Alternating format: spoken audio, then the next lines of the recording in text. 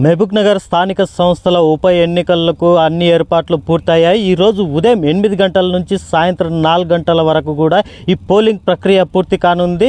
మొత్తంగా మహబూబ్నగర్ ఉమ్మడి ఉప ఎన్నికల్లో 1439 మంది ఓటర్లు ఉన్నారు. దీంట్లో పురుషులు 644 పురుషులు ఓటర్లు ఉండగా 759 మంది మహిళల ఓటర్లు ఉన్నారు. అయితే ముఖ్యంగా చెప్పుకోవాల్సి వస్తే గత 15 రోజులుగా కూడా ఈ ఓటర్లను శిబిరాలకు తరలించి ఎక్కడికి ఓటర్లు చేజారకుండా తమ చేతుల్లో పెట్టుకున్నారు. ముఖ్యంగా మహబూబ్నగర్ ప్రాంతంలో కూడా 10 పోలింగ్ కేంద్రాలను ఏర్పాటు చేశారు. ఈ 10 పోలింగ్ కేంద్రాలకు కూడా నిన్న సాయంత్రమే అన్ని సామాగ్రిని కూడా డిస్ట్రిబ్యూట్ చేయడం జరిగింది.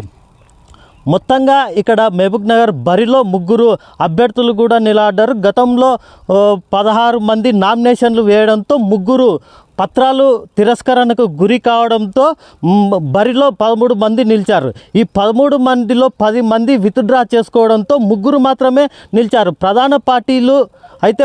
ప్రధాన పార్టీలు చూసుకున్నట్లయితే కాంగ్రెస్ పార్టీ తరపు నుంచి మన్నె జీవన్ రెడ్డి, బీఆర్ఎస్ పార్టీ తరపు నుండి నవీన్ కుమార్ రెడ్డి బరిలో ఉన్నారు.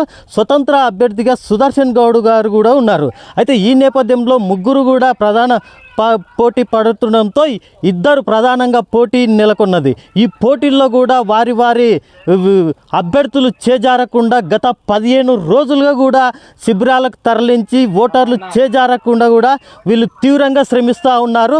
అయితే మొత్తంగా కాంగ్రెస్ పార్టీ విజయమే లక్ష్యంగా కూడా పనిచేస్తూ ఉంది. ఏది ఏమైనప్పటికీ కూడా మన్నె జీవన్ రెడ్డి గెలుపు తథ్యంగా కనిపిస్తూ ఉంది.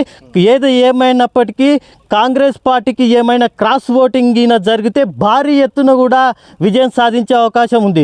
మొత్తంగా బీఆర్ఎస్కు బలం ఉన్నా కానీ కాంగ్రెస్కు క్రాస్ ఓటింగ్ జరుగుతుందనేది ప్రధానంగా మహబూబ్నగర్ జిల్లా వ్యాప్తంగా చర్చలు జరుగుతున్నాయి.